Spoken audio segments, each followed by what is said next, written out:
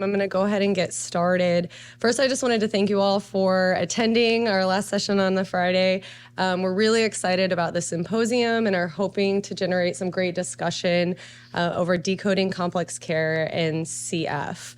My name is Claire Elson. I am a clinical pharmacy specialist at Children's Mercy in Kansas City, and I'm serving as one of the moderators of this session. And I have had the privilege of preparing this session with my co-moderator, Dr. Megan Fleshman, an assistant professor of pharmacy practice at Concordia University and Wisconsin School of Pharmacy. Neither Megan nor I have anything to disclose.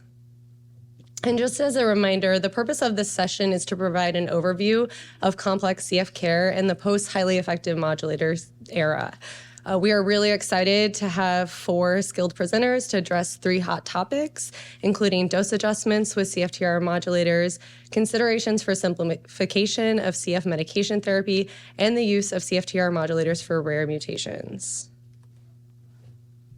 We plan to have an opportunity to address questions at the end of the presentations, and we will entertain questions either with the microphone in the center of the room, or please feel free to use the application using the Q&A icon at the bottom within the session, and then we will entertain those questions. So without further delay, I would like to introduce our first speaker, Dr. Nicole Omnicini. Did I do good? All right. She is an assistant professor in the Department of Pharmacotherapy and Outcome Science at Virginia Commonwealth University School of Pharmacy. She graduated from Temple University of Pharmacy and subsequently completed a PGY1 pharmacy practice residency at the University of Maryland Medical Center, followed by a PGY2 pediatric pharmacy residency at University of Maryland School of Pharmacy. She currently practices in the pediatric cystic fibrosis and pulmonary outpatient clinics at Children's Hospital of Richmond and VCU. And we were really excited to welcome Dr. Omnicini for her presentation, Murky or Marvelous, Making Dose Modifications to CFTR Modulators.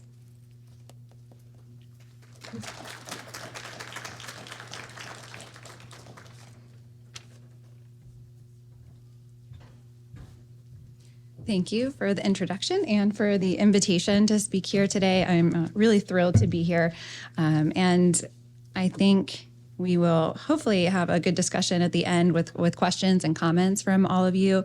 So I have nothing to disclose financially related to this presentation, although I will be talking about a very low quality evidence. So keep that in mind as I go forward. And some a lot of the modifications are off label for the use of these therapies. And so just wanted to mention that. So what we're going to talk about is first review the adverse effects and drug-drug interactions that necessitate these dose modifications, list the potential dose modifications that are available to us, and then quickly review what limited evidence that we do have available to help guide these decisions. So here are some of the abbreviations. I'm sure most of you are familiar with these that'll be used throughout the discussion. A little bit of background. There are significant drug-drug interactions that complicate the use of the CFTR modulators, and we do know that real-world experience, that the standard doses of CFTR modulators really may not be appropriate for all patients. So there's been a wide range of treatment responses. There have been adverse effects that have led to discontinuation for some of these patients. And of course, we do not really know what the long-term impact is going to be with early initiation of these therapies. There's really little data to guide dose optimization with CFTR modulators for drug-drug interactions, especially the induction agents and or intolerances. There's no standard dose reductions for adverse effects, and there are, of course, some for select drug-drug interactions. Just to start with some basics of the pharmacokinetics and pharmacodynamics before we get into the discussion. Of course, this is a weighing the risk and benefit of do we modify this therapy for this patient? So if we do modify the therapy, does that lead to unacceptable loss of effectiveness for the medication? If we continue the full dose, does that lead to unacceptable toxicity for the patient? And so we have to consider a variety of factors when we are making these decisions. Here I have the standard dose. For simplicity's sake, I'm only going to talk about the tablets of ETI therapy, but recognizing that the other modulators do have some differences in how we're going to modify doses, but just for time's sake, we don't have time to talk about all of those today. So of course, we have the 2 orange tablets in the morning and 1 blue in the evening. And the pharmacokinetic parameters I want to highlight are 1, the time to peak. So elexacaftor is the longest time to peak, about 6 hours. All of them are metabolized by the CYP3A4 family of enzymes. And then they all do have active metabolites. So of course, this is the waterfall plot from one of the FMF phase 3 clinical trial. So most patients saw 10 to 15% increase in the ppFEV1, but there were some patients that saw a much greater increase, and there were some patients that did not see as robust of an increase in that. And of course, there are several factors to consider, but perhaps one of those factors is exposure to ETI therapy being different among patients. Again, some more emerging evidence to suggest that maybe exposure is different depending on the patient. There were a couple of published studies, one with ivacaftor and the other 2 with ETI therapy, that show us that not all patients have serum levels that are similar to what was seen in the phase 3 clinical trials. And some other questions to consider is that if we initiate ETI therapy earlier in life, does that lead to maybe perhaps some recovery of exocrine pancreatic insufficiency and increased absorption of medication, leading to increased exposure?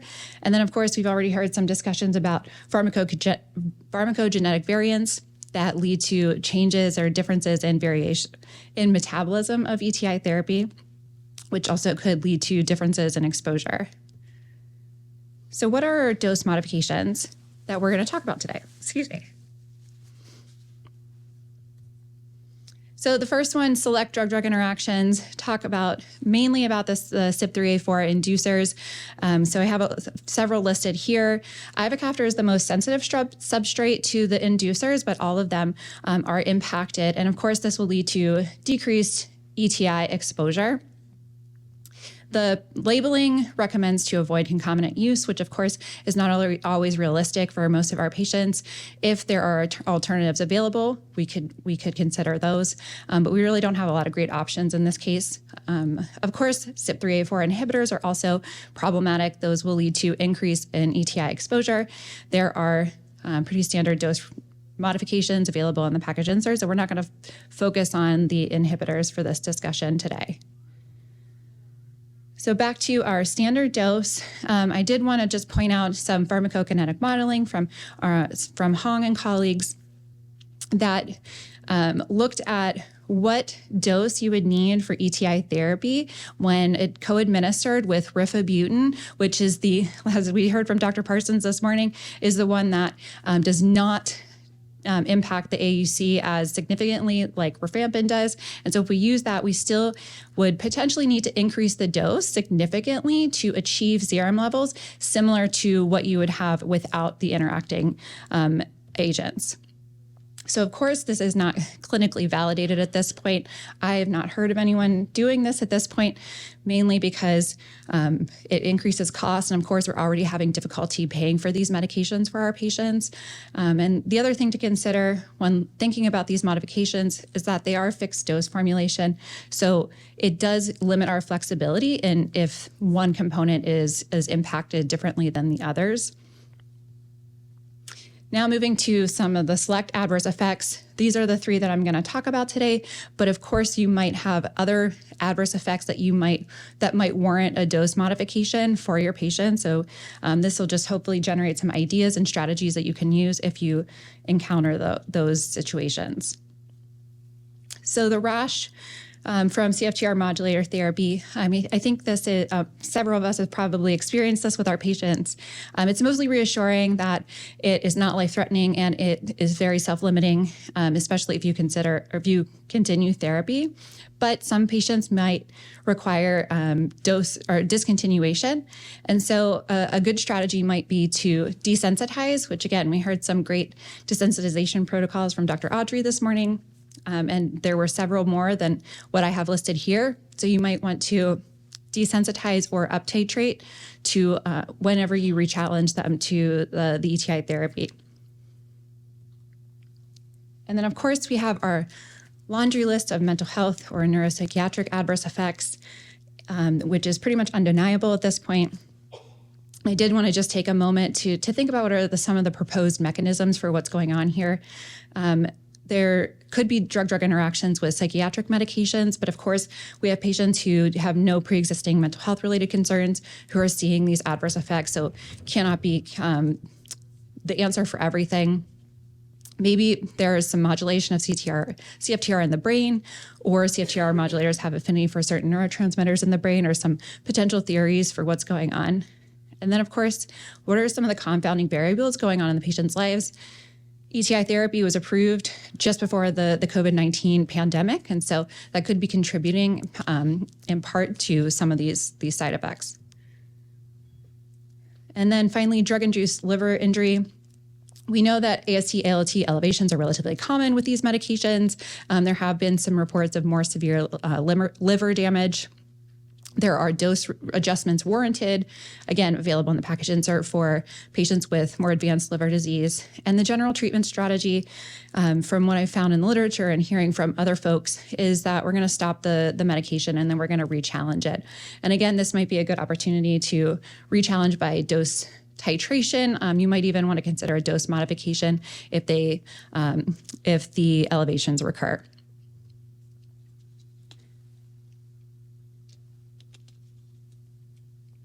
All right, so our modification options. Of course, our goal would probably be to continue the full dose, especially if we have other treatment options for the adverse effect that is going on. So psychotherapy, psychiatric medications, we have really good acne treatments if that's what's going on.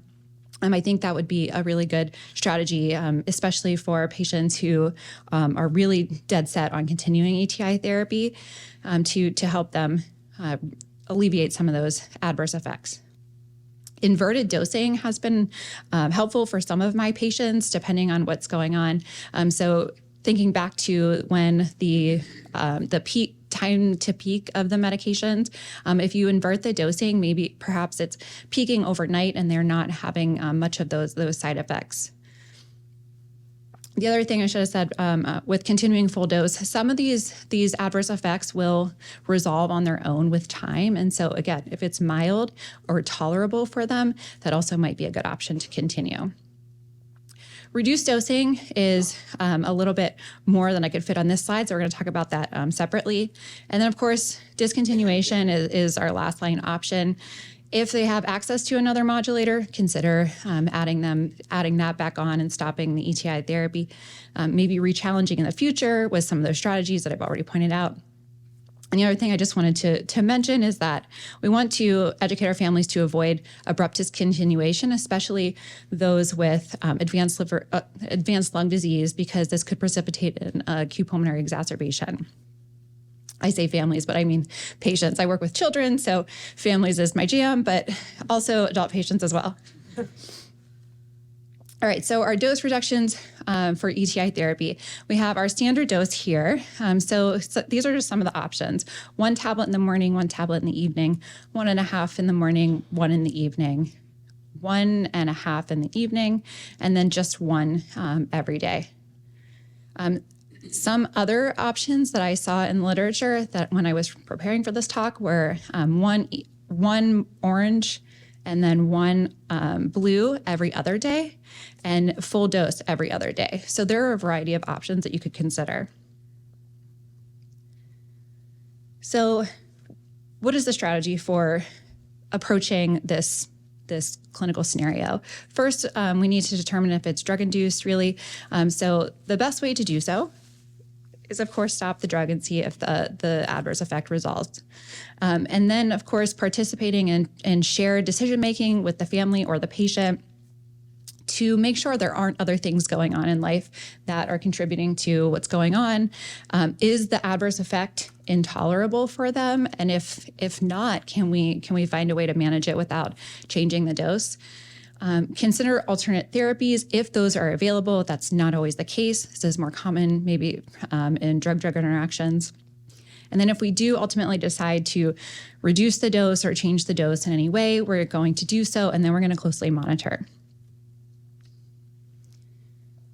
Okay, so I'm doing okay in time, I think, which is surprising to me, but now we're going to talk a little bit about the evidence that is out there. And 2 questions I want you to consider whenever you're thinking about doing this with your patients is, are we actually dose reducing or are we dose optimizing?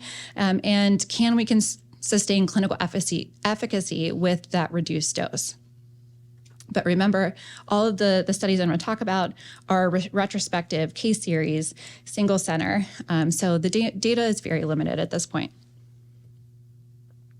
So first we have a couple of studies. One found very small, 6 patients, found that 75% of them were able to maintain their sweat chloride less than 60, which is diagnostic for CF, of course.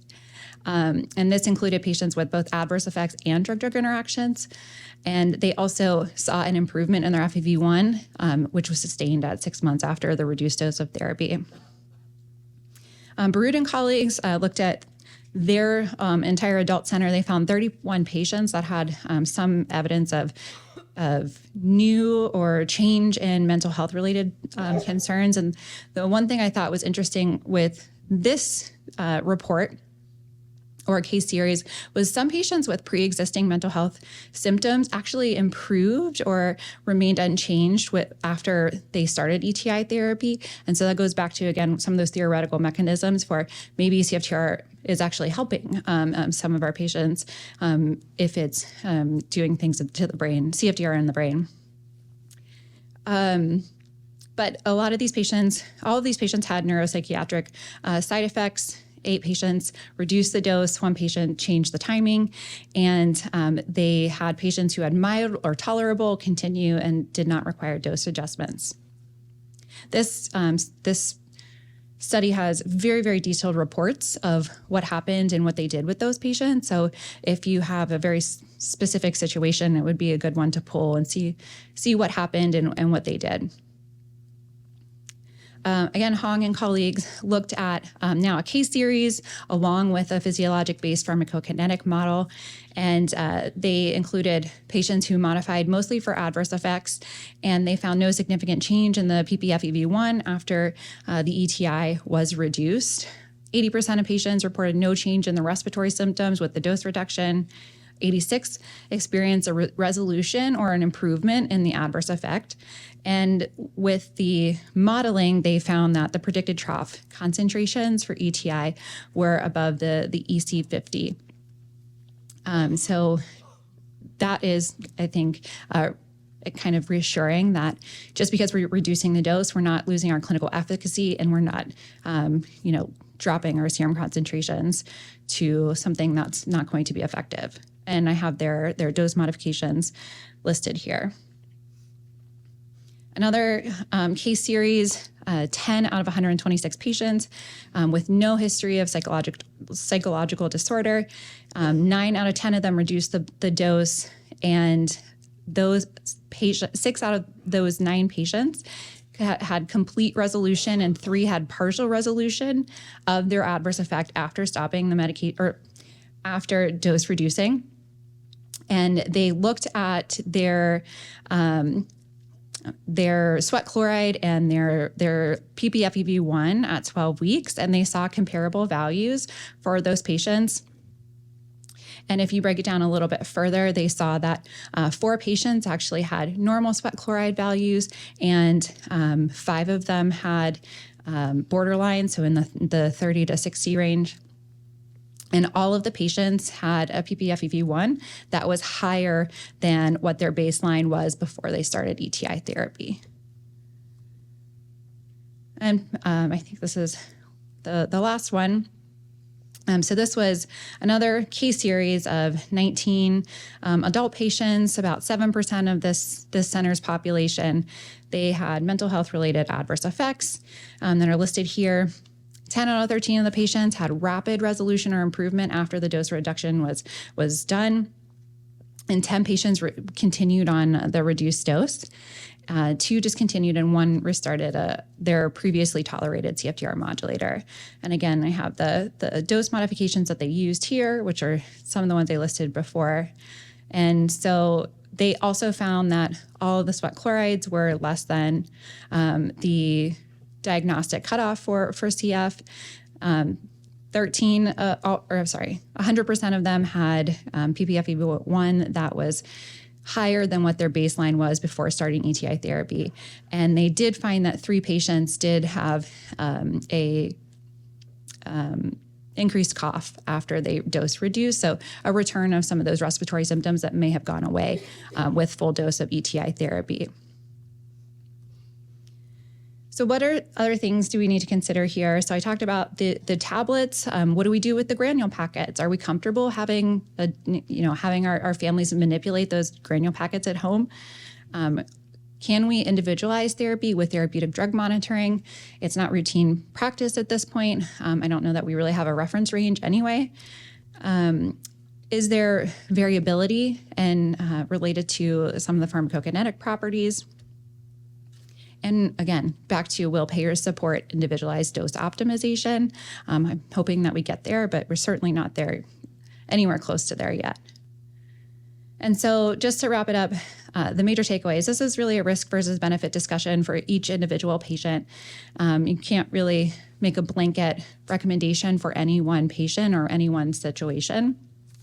And then, of course, if we do make any modifications, we need to closely monitor them for, 1, the resolution of the adverse effect, or making sure they're not having any toxicity related to a drug-drug interaction. But 2, making sure we're checking for those clinical outcomes, that we making sure that we're not losing that clinical effectiveness. And then, of course, we would love some more data to help us make these really tough decisions right now with our patients. And so that's all I have. I am looking forward to hearing what all of you are doing at your centers. Thank you.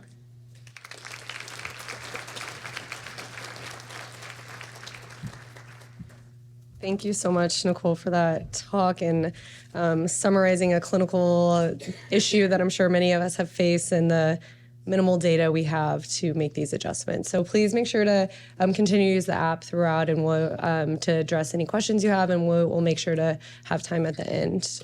And then without further ado, I'd like to welcome our next presenter, Dr. Emily Steffen, who is an ambulatory care advanced patient care pharmacist at Nationwide's Children's Hospital in Columbus, Ohio.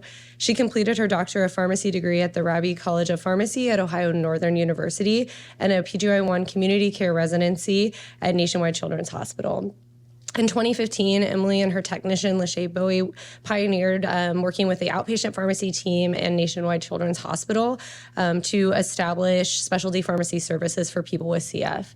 And this is where she currently serves as a pulmonary outpatient clinical pharmacist and continues to work with the specialty team, getting to know our patients and helping them overcoming barriers to manage their own health.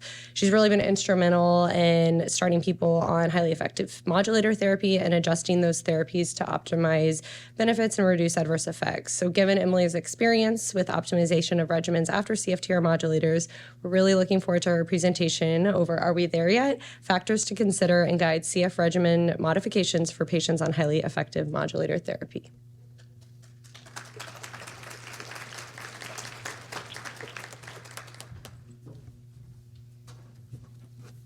Thank you so much, Claire, for that great introduction. And thank you all for joining me today for my presentation. I'm really excited to share what we're learning so far and what we've been doing at our center. I have nothing to disclose in relation to this presentation.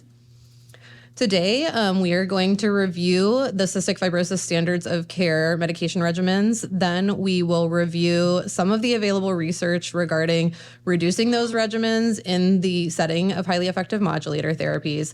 And then we'll review our CF Center's approach to adjusting those regimens in patients on elexacaftor, tezacaftor, ivacaftor, or ETI.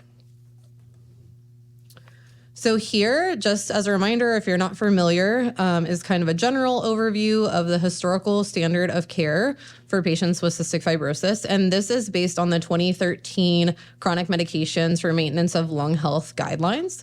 Across the top of this table, I have the strength of the recommendation. So kind of whether it's recommended for all patients, if we only use it in certain situations, or if the guideline committee wasn't able to kind of come up with whether or not we should use these therapies. And then across the left-hand side going down, I have each medication listed. So I'll briefly review them with you. I do have them listed in the order that we typically use them, at least for the inhaled therapies at our center. So our center does use or recommend a bronchodilator before airway clearance, but as you can see, the guideline committee couldn't decide if we should or shouldn't do that. Then we typically do the mucolytics during airway clearance or during the vest. And then after our patient is done with airway clearance and huff coughs, if they're colonized with Pseudomonas, we would recommend tobramycin or aztreonam alternated every other month, or sometimes our patients will alternate both of them every other month. And then additionally, some patients require other inhaled antibiotics if they don't tolerate one of those two, or if they're colonized with another bacteria. Additionally, these guidelines recommend a few oral medications as well. So both azithromycin and ibuprofen are recommended, and those are used primarily for their anti-inflammatory effects. There's less evidence to use leukotriene modifiers in all patients with cystic fibrosis. And then chronic use of antibiotics is not recommended for prophylaxis, but there's unclear recommendations on whether we should use these chronically for patients that are colonized with bacteria such as MRSA or Pseudomonas. So we do sometimes utilize that at our center. So that was quite a mouthful of medications to go through. And so I think, now that we have these medications that for some people are highly effective and sometimes almost completely correct the underlying cause of cystic fibrosis, it leads us to this question: do we still need to use these chronic standard of care therapies for patients on highly effective modulators?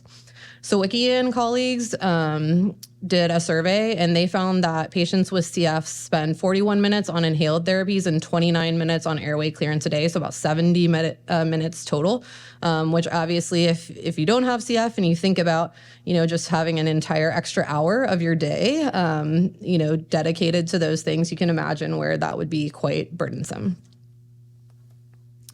So next we'll move on to the data that, or some of the data that's available regarding reducing these therapies. The first study that we're going to talk about is HERO2, or the home reported outcomes in people with CF taking ECI. It is an ongoing study, so I'm just going to talk about preliminary data today, but it's a 12-month prospective cohort study. And something that's really interesting about this study is that it's the first CF study to use social media as an independent recruitment tool. And actually 24% of their enrolled patients came just from using social media. They still did get 70% of enrollment from referrals from CF centers. And the other thing that's interesting is it doesn't require the patients to come for any research visits. It's all done online. As you can see, there is a multi-site study, and the patients did have to be 12 years and older and be using ETI for an on-label indication. Patients are asked to track their data using an app. And so here I've presented for you what they're asked to track. So they're asked to track at least 3 days a week and 12 days a month their routine treatments, their medications, as well as their symptoms. And then monthly, they're asked to review their treatment plan, report exacerbations, and complete validated outcomes questionnaires, specifically the CRIS and the PROMIS-10. Additionally, once the data is finished being collected, it will be linked to the CF Foundation patient registry data. And so at least for some of the preliminary data I could find, their linkage rate was pretty high, above 90%. In terms of exclusions, obviously not being able to use the app, not being an English communicator, being post-lung or liver transplant, and then if the patients were enrolled in a randomized portion of the Simplify study, which we'll talk about in a moment. So here are the preliminary results that I was able to get access to before the conference. They did have a pretty good enrollment, with 95% of patients completing the study start questionnaire. And one thing that's important to note is that the patients, when they enrolled in the study, could actually already be on ETI or were just about to start ETI. So maybe at a different point in their therapy, depending on the patient. And 40% of the patients that completed that study reported that they had already stopped at least one chronic daily therapy. A similar percentage also reported that they didn't have a cough, or not today, so that may be why some of them were stopping those therapies. And their data entry was pretty good. So you can see, almost 2 years into the study, about over half of patients were still entering their data weekly. There's definitely more data to come on this, and actually tomorrow morning, some of it will be presented at the workshop that I've listed here, De-escalation of care in changing times. So I'm excited to see what else they have to share. Next, we'll talk about the Simplify study, which is also known as the discontinuation versus continuation of hypertonic saline or Dornase alpha in modulator-treated people with cystic fibrosis. These are actually 2 parallel 6-week open-label randomized controlled non-inferiority trials, and they're done across the U.S. at CF Therapeutic Development Network clinics. Their goal is to assess whether discontinuing the therapies was non-inferior to continuing the therapies. And their inclusions were for adolescents that they had to have a % predicted FEV1 above 70, adults above 60. And the patients did have to obviously be on ETI with one of the mucolytics for at least 90 days prior. The patients did also have a 2-week screening period where they had to report adherence and demonstrate more than a 70% compliance with electronic recording of daily medication use. They also had to have clinical stability, which included not having a reduction in % predicted FEV1 of greater than 10% during that screening period, as well as no acute use of antibiotics or steroids for respiratory symptoms. And they were also excluded if they were non-adherent to the study protocol. So in terms of results for this, there were 594 unique participants randomized. Patients were able to be randomized if they were on both hypertonic saline and Dornase alpha to the other arm of the study once they finished discontinuation from the first arm, if they were still eligible. The study did have a really high baseline average % predicted FEV1 at almost 97%. And the primary outcome that they looked at was the absolute change in % predicted FEV1 at 6 weeks. So when we look at the hypertonic saline trial, we can see that for the discontinuation group, they did have a little bit loss of lung function, but I would not consider that clinically significant. And continuation gained a little bit. So the between treatment group difference was minus 0.32%. Which was well above, their confidence interval was well above their non-inferiority margin of less than 3% change in % predicted FEV1.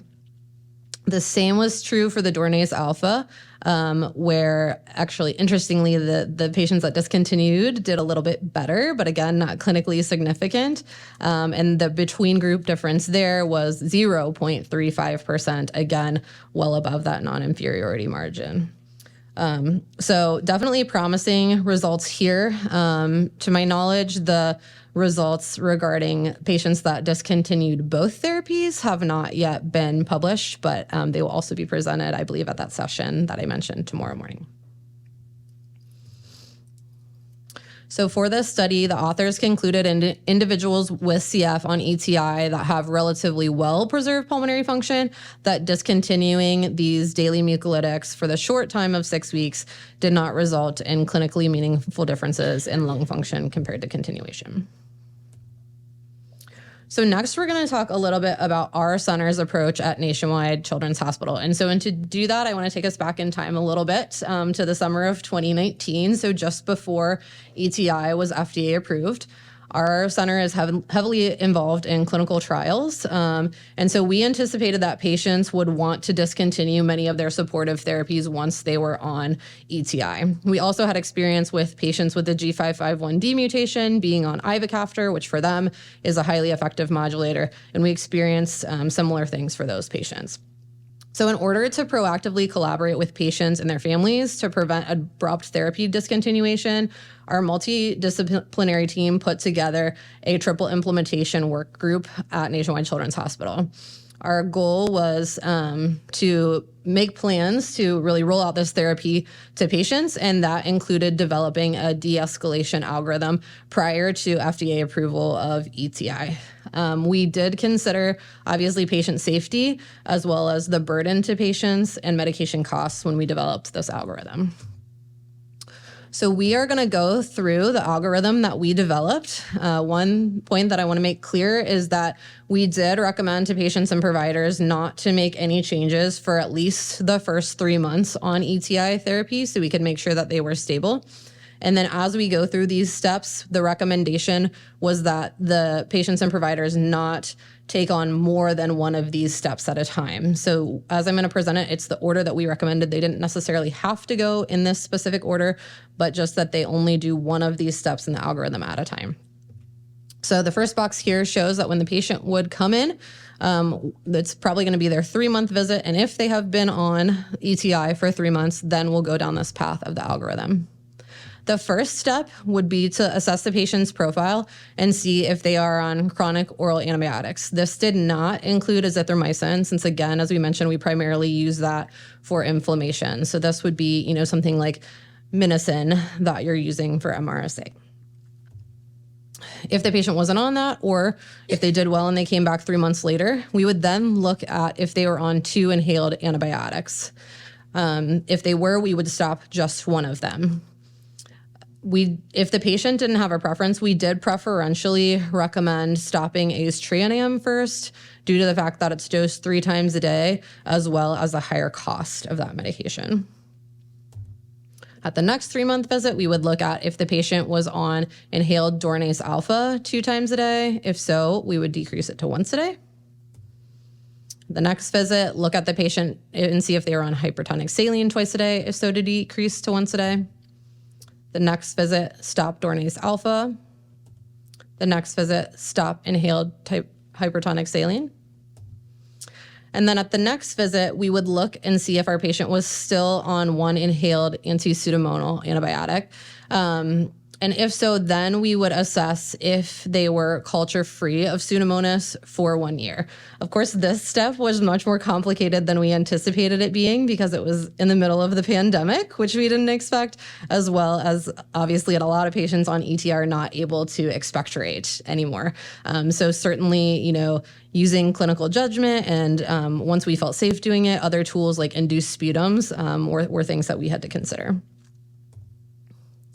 And then the last step of our algorithm was oral azithromycin. So we considered stopping if the patient was Pseudomonas free for 1 year. Certainly, there is some indication that it also benefits patients without Pseudomonas. And so again, that would be a risk-benefit discussion to consider. So once we had developed this algorithm, obviously we had to implement it. So these were some of the steps that we took to implement the algorithm. We did multidisciplinary education where we brought in everyone from our section, not just the physicians, and we all met to talk about how we were going to get these patients started on ETI, and the algorithm that we just reviewed was part of that education. We also really emphasized during this education session the importance of good medication reconciliation. So not just going through the medication list, but also asking the patient what they were actually doing. Because historically, we had often asked patients to always do hypertonic saline twice a day or always do Dornase alpha twice a day. But maybe that wasn't something that was realistic for the patient. And so we wanted to, when they started on ETI, have a good baseline of what the patient was actually doing reflected on their medication list. We also made plans to educate patients about what our plans were for the reduction of their standard of care therapies, and we did that using note templates. One thing I also want to mention here is that we didn't have strict guidelines that our providers had to follow in terms of when to reduce a standard of care therapy, but we did suggest, again, waiting the recommended 3 months for most patients, especially if their percent predicted FEV1 was above 60. And then at that 3 months, if their percent predicted FEV1 had improved by 10% or greater, or if their lung function was above 100, they could consider weaning. For patients with lower percent predicted FEV1, so below 60 at baseline, we recommended perhaps waiting a little bit longer, such as 6 months. So here are some of the note templates that we use at our center when we're meeting with patients to educate them about ETI therapy. So I meet with every patient that's starting ETI, do a very comprehensive education, and then when we discharge them, we kind of leave them with some follow-up points that we want. So we do say, we hope that you're going to feel a lot better, but please keep doing all the things that we've been asking you to do, at least for a little bit longer. And we do let them know that we may be able to have a discussion at that 3-month follow-up visit if they're doing well enough to start talking about peeling off some of their therapies. And the reason that we tell them this and emphasize to them is that we don't want to stop too many things at once and lose a bunch of lung function that we cannot get back. Then at every 3-month follow-up visits, the providers are asked to put this note template in the discharge summary. It has an assessment of how long they've been on ETI, as well as kind of how their lung function is trending. And then we have that next steps there. You can see it says the algorithm menu that actually brings down in Word format the steps of the algorithm that I presented to you to kind of help prompt the provider which step they should move to next within that algorithm. And they were asked to put this in the after visit summary, the discharge summary, for at least the first 12 months after patients started ETI. So after we had been using this algorithm for quite some time, we felt that our patients were doing well, but we thought we better assess it to make sure that that was actually the case. So our pharmacy resident, Emma Gunther, did a retrospective chart review at our center. And it is called The Impact of Chronic Medication De-Escalation in Patients with Cystic Fibrosis Taking ETI. Our aim was to assess if de-escalating supportive therapies using our algorithm was effective and if patients maintained their lung function throughout the study period. We did include patients that were 6 years and older with cystic fibrosis, but it is important to note that based on the timeline I presented here for our study, any patients that were below 12 years of age were using ETI off-label. And so we did only have 8 patients under the age of 12 in this study. We did only also include patients that had at least one copy of F508 deletion, and this was to make sure that ETI was a highly effective modulator for the patients that were included. We excluded patients that were in an industry-sponsored trial, patients that became pregnant during the study period, patients that were known to be off of ETI for a continuous more than 14 days, and patients that were not on a de-escalation algorithm medication. Here, just briefly, are the number of de-escalations by medications. You'll notice that first are the mucolytics listed. And so those medications, kind of had an opportunity to be de-escalated twice since we went from twice a day to once a day. So that's why those numbers are the highest, followed by the inhaled antibiotics. And then you can see the other medications listed there. We were able to identify 174 patients that met our study inclusion criteria, and of those, 139 patients de-escalated at least one therapy. We did do the analysis in an intent to treat fashion, so all 174 patients are included in our results. We were able to decrease the median number of therapies per patient by 50% from 2 per day to 1 per day. And we had a 65% adherence to the algorithm, which means that not more than one step was de-escalated at a time. Our primary outcome was the absolute change in percent predicted FEV1 from baseline to 1 month versus baseline to 12 months on ETI. And so I've included the mean percent predicted FEV1 values for you there. We use a mixed effects linear regression model in order to reduce bias in our estimates for the difference between study visits, and this method accounts for the random effects of different patients. And so when we compare the baseline to 1 month versus baseline to 12 months on ETI using this algorithm, we actually saw an improvement in 1.5% predicted FEV1 over the study period.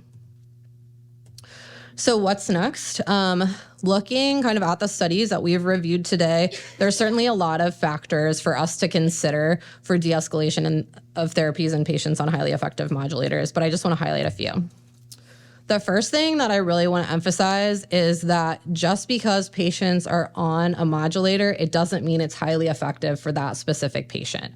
So you want to make sure that you're considering their genotype, what their lung function response looks like and what their sweat response looks like for that patient. One other thing that we've really been talking a lot about at our center is imaging. So you'll notice that when I talked about that de-escalation algorithm, we really didn't mention as when we're taking off all of these inhaled therapies, maybe moving them to once a day or not at all, if we should be reducing airway clearance. So as you might imagine, providers did often recommend reducing airway clearance to once a day, or that they were comfortable with patients coming off as the inhaled therapies were reduced. And so one thing that we've really been having a lot of discussion about at our center is whether or not patients with bronchiectasis may likely need to continue airway clearance. And then making sure that we do things in a stepwise and patient-specific approach to make sure that we're doing things safely for the specific patient and not going too quickly and losing lung function we can't get back. In terms of research needs, we definitely need more long-term data, specifically in regards to percent predicted FEV1, as well as bacterial growth and bronchiectasis. Real-world results are more likely to get us results at this time because patients are likely to not be willing to keep up with burdensome treatments. We need to make sure we're keeping our med lists up to date, especially including as-needed usage of our standard of care therapies, because this will reflect in the registry and that needs to be hashed out. Certainly, we need to make sure that we're including the patients that are younger than 12 years of age, considering the frequency of airway clearance, and eventually, hopefully, updating the guidelines. I'd like to acknowledge our study team, as well as all of the great workers at our center and our patients. And here are my references. I'll meet you at the end for questions. Thank you.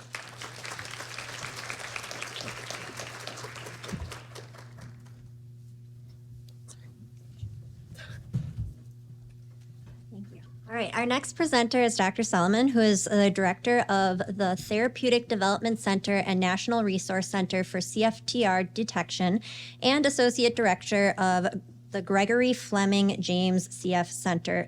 You must be a busy person because my mouth just felt busy saying all of that. I'm not done. Occasionally. After his training with the University of Alabama National Jewish Health, he returned to the University of Alabama at Birmingham Hospital as faculty in the Division of Pulmonary, Allergy, and Critical Care Medicine. He provides clinical care as the adult CF clinic director, and his research efforts have focused on personalized medicine and advancement of biomarkers of CFTR activity. With his vast experience in working with CFTR, we are excited to have him share his knowledge on theratyping with us.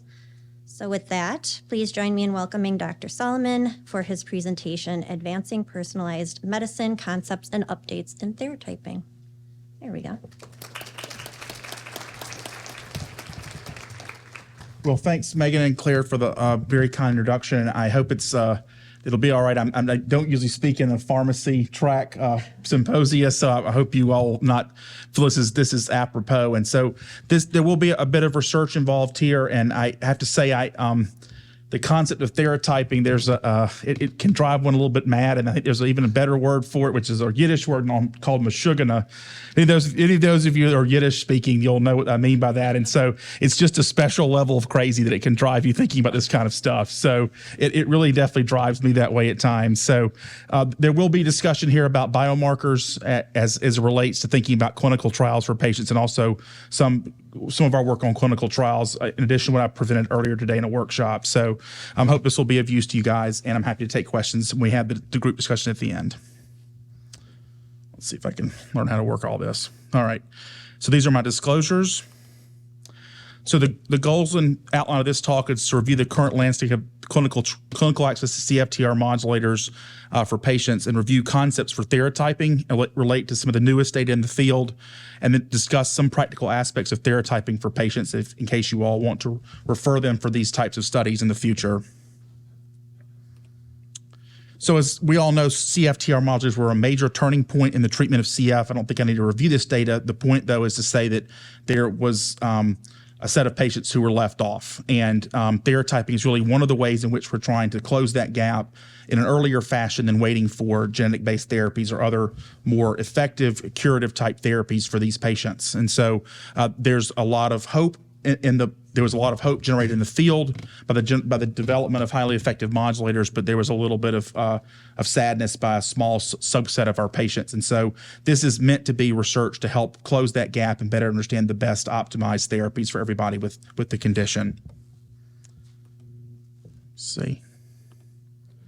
So as you all are aware, we're into the 2020s now and beyond, and we still have, depending on the population that you look at, anywhere from 10 to 20% of patients who have, quote, rare variants and non-responsive mutations to ETI. Plus, there's also a subset of patients that are non-responsive to the condition, even though they have an indicated variant in their CFTR genotype. And so we're hoping that we can use these types of concepts to close some of those gaps, especially for those that are not currently indicated for the condition.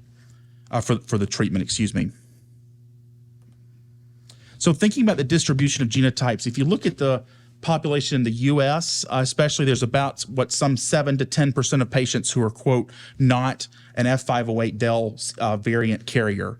And if you then sort of zoom in on that population from that small pie chart, small piece of the pie, what you'll see is that it becomes a much more difficult situation. There are patients with some mutations which do not make protein, but there's a ton of very, very uncommon rare variants in the CFTR.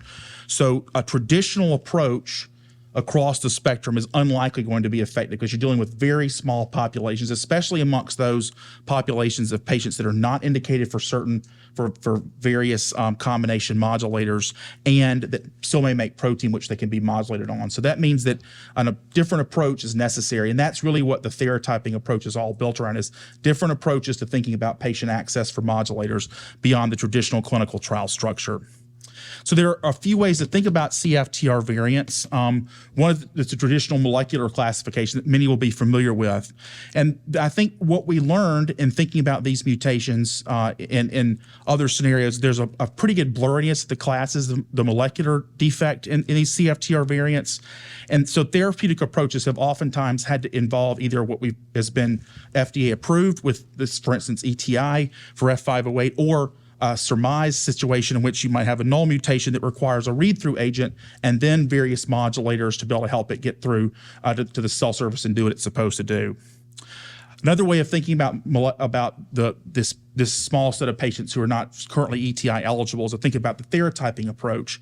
And there we're looking at rather than the mutation, we're thinking about whether or not the variant may be ETI responsive or unresponsive. And that's about 6 to 20% of variants if you look at across the populations, depending on which population you survey. It's a little higher in Europe, certainly higher in populations that are higher in Latinx and Hispanic populations like in South America and the Mediterranean. And the final concept is that you can think about in thinking about variants is whether or not there's protein being made. So of that small pie of patients that may be ETI responsive based on these theratyping concepts, or ETI unresponsive based on these theratyping concepts, we can think about which of those make protein or don't.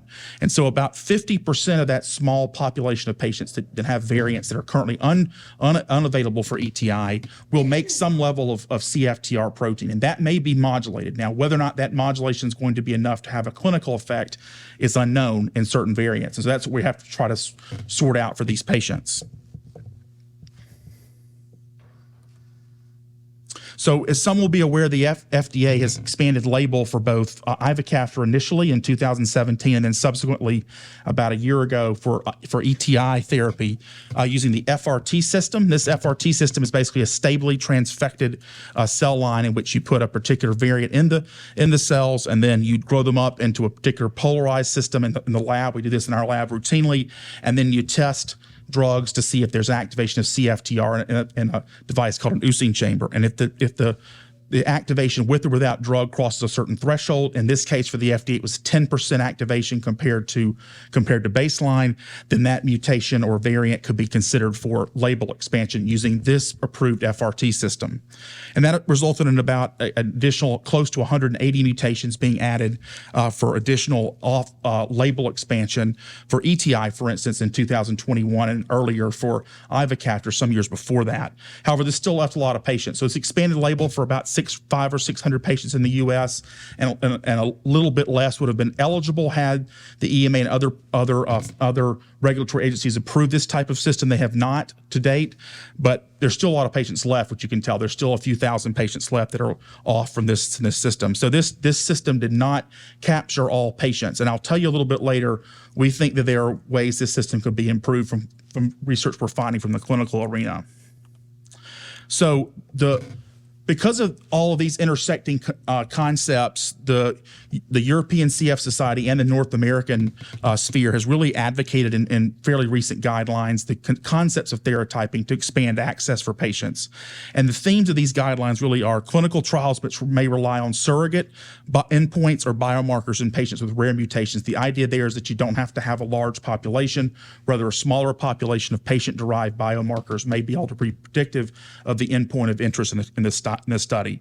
And really the other important concept here is optimizing patient-derived biomarkers for expanding access by showing they would correlate to clinical endpoints and enhancing the understanding of the underlying variant to understand better which mutations and variants may be responsive to ETI using these expanded biomarkers. And so the concept here is that a biomarker could either serve to better understand the variant if there's a new therapy in the future that could better deal with it, or that the variant could be improved, could have access to ETI based on a study in which the biomarker is the endpoint of choice. Now, that leaves a lot to be desired to say that we have a firm solution. I will tell you that our group, prior to ETI coming out, was looking at theratyping certain mutations. Some of you may recognize the P67L mutation. That mutation was added for the ETI label in the last few years. However, when this study came out, we were looking at in our laboratory using preclinical modeling and found that in fact dual combination and triple combination modulators before FDA approval would actually activate P67L. And the result of this work was that this mutation really did not just have the classic sort of mature poor problem that was thought to be the molecular defect, but rather there were multiple processing defects that were present in this mutation. And as a result, if you just thought about using, for instance, a potentiator for this as a cell surface type CFTR variant defect, then you would miss out on the opportunity to have enough protein formed at the cell surface to be able to potentiate it. So this is an example of theratyping, and this graph on the right-hand side of this side of the slide shows a patient that we treated prior to ETI being approved for this mutation with stability and improvement in lung function after a dual combination of Symdeko was added for this patient.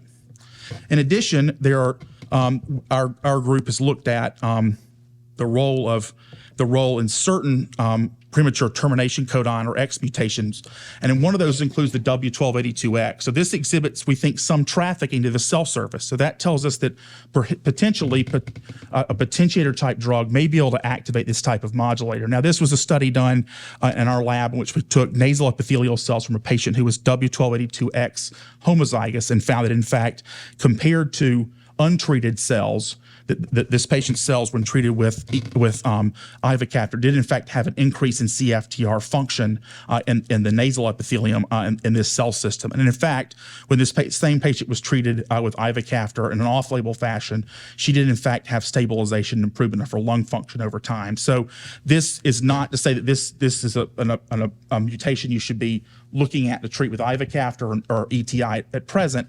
However, rather to give you examples where the theratyping approach may help you to rethink the concept of a CFTR variant being very fixed into its potential molecular classification, and therefore hoping to challenge the concept that it may or may not be ETI responsive as we learn more about these types of variants in the rare field. And to bring it all home a little bit more closely, actually the theratyping approach is what got us to have ETI for F508. So many will remember that F508 is classically described as a folding defect, which means that the misfolding of the protein causes a lack of protein trafficking to the cell surface, and that's thought to be the major variant difficulty.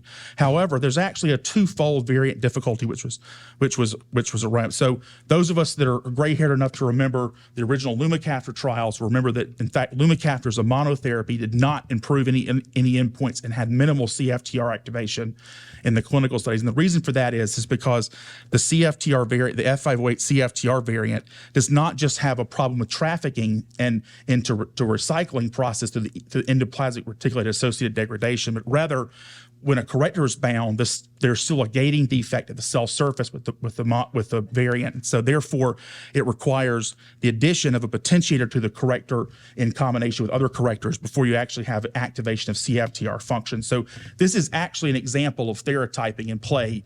It's just that it's so common we think of it as just a standard therapy, but really think about this as an example of theratyping. So the concepts learned by better understanding the CFTR variants is really helpful for understanding how we can apply these concepts to rarer mutations that are in the pipeline for our patients beyond what has been done for like F508 and cell surface type molecular defects.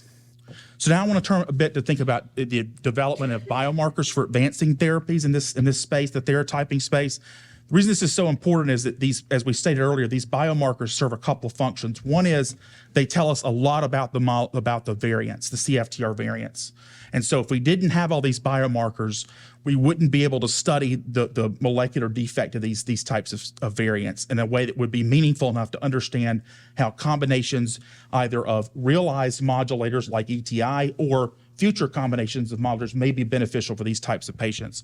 And second of all, in certain instances, these are being used in clinical trials as surrogate endpoints for clinical endpoints for very ultra rare or private type mutations. So what we hope we can do is use them for both, but at minimum, they're serving a role to help us with understanding the role of treatment with the modulators in the preclinical basis. So we have to think a bit about what the kind of perfect biomarker is. There's several categories for what makes a perfect biomarker, including reliability, validity of several types, and then responsiveness to the perturbation.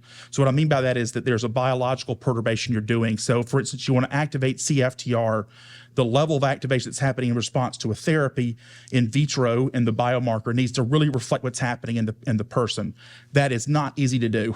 So in fact, it rarely works out very well. That's the reason there has to be lots of types of biomarkers developed, because they rarely do all of that at once.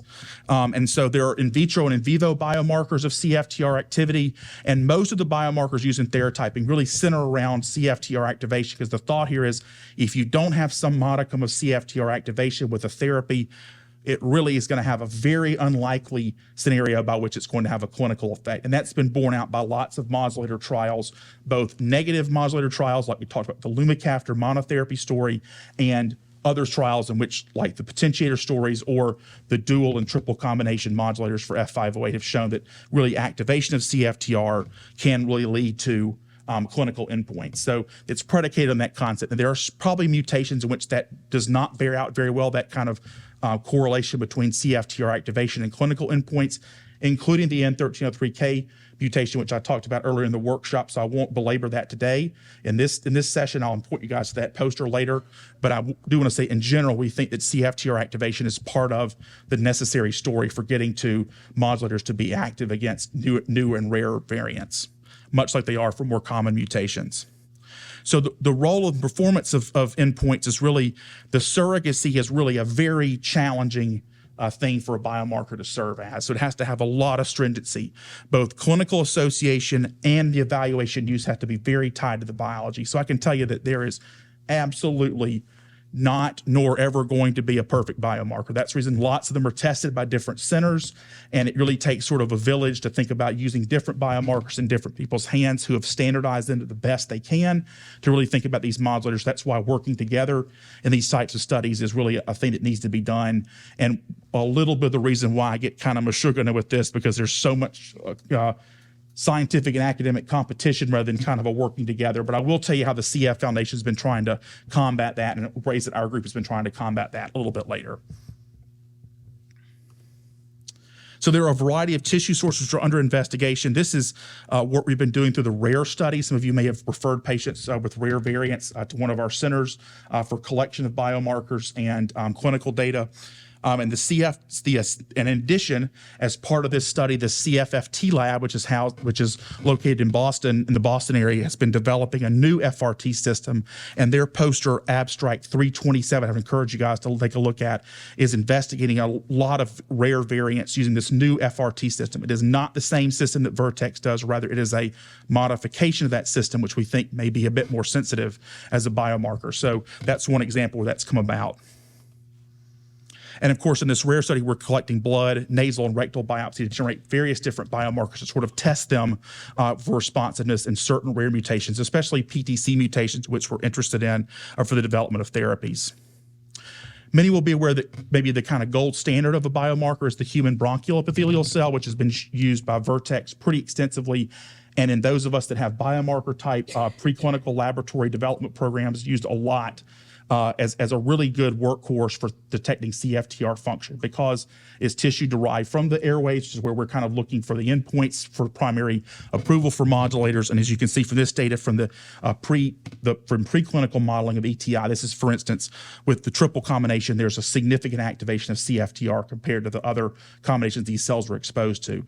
This is kind of the gold standard, the kind of cream of the crop biomarker that's been developed. However, this is very difficult to get bronchial epithelial cells from patients, especially with rare mutations, without highly invasive procedures and lots of processing. So there's other things we're looking at as ways to do this type of development.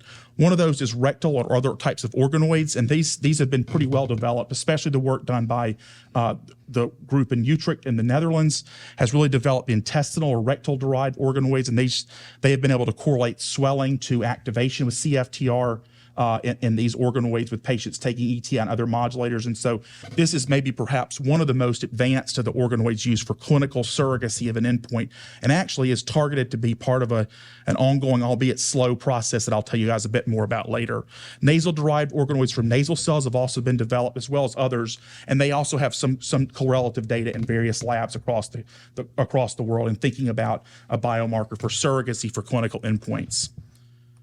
Perhaps the most accessible system to use for a biomarker is the human nasal epithelial cell, which has a lot of at least theoretical properties which are similar to the bronchial epithelial cell, but is more accessible with a less invasive type procedure being done, like a nasal brushing. And our lab, as well as others, have shown that there are, in fact, correlations to immediate CFTR activation and downstream effects in the epithelium as a result of ETI, which correlate to clinical endpoints. However, this biomarker lacks a little bit of standardization across labs, and so I can tell you that one of the things that's necessary for this biomarker is really standardization of the processes by which it's both collected and processed and differentiated in the cell culture system across labs. And that's something we're hoping to take that on the next year to be able to see if this is really the kind of best biomarker given accessibility. This is a list of as I conclude this section, this is a list of abstracts just thinking about just at this conference of monitoring response to modulator type biomarker studies. So if any of you are interested in this concept, this is just a small list of what's been done at this study. So feel free to take your cameras out, take a list of these. Of course, I can't discuss all these, or we'd be here until forever from now. So thank God I'm not going to discuss all these, but I did want you guys to be aware there is a lot of work happening in this field. And so in this sort of survey symposium talk, I want you guys to feel like there's a lot happening here. And so there's a lot to keep following. That's why a lot of us kind of say it's crazy, because there's lots of different things that can be done in this field and lots of things that need to be done.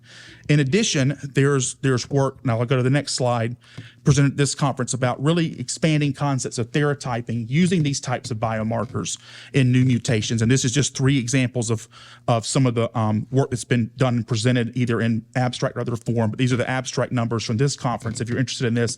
So this gets a little bit more clinical, because here you've taken a biomarker and now showing some sort of responsiveness to one or more modulators using that biomarker, which you could envision could be useful for patient care, or at least patients to identify if trials come about in the future, looking at those types of patients in various designs. Okay, with that, I'm going to turn and try to help us answer a little bit about how to really conduct clinical trials for patients with rare mutations. So beyond having a biomarker and understanding the mutation the best we can using those biomarkers and cell systems and whatnot and other model systems, we really have to think about how can we conduct trials. You can't conduct a standard routine clinical trial when you only have a few patients with their mutation. So you either have to think about ways to group those patients or ways to not require a group of patients to be studied at once to have the endpoints you're looking for. So I'll discuss that in the next few moments and hope we shed some light. This is a recommended review by Margarita Amaral and her group and from Spain. I really recommend this article. We actually put an editorial about it, praising the work. And the concept here is that there are lots of different control trial designs that could be done that do not require large populations, that could be done in platform type designs and whatnot, which are being explored across various regions of the world and thinking about therotyping. And so rather than getting too far into this, I want to just point you to this article as one that I would consider you to read if you're interested in this topic. There are a couple of clinical trial designs. This is one of the concepts that comes out of this work and the work we've published before of clinical trial design considerations. One option is that you would take a biomarker, if you have that quote perfect when we don't have it. We have some that are pretty good, as we discussed earlier, and let the individual biomarker define response into a platform design of a study. So the patient, say for instance, has their rectal biopsy done or they have their nasal cell done, and the patient has a positive response like the FRT system, but they serve as their own FRT system with their patient-derived material. And if they have that positive response in the lab, then they get an access to modulator X or Y, whatever that may be, with a small study design conducted for themselves to see what happens for them clinically.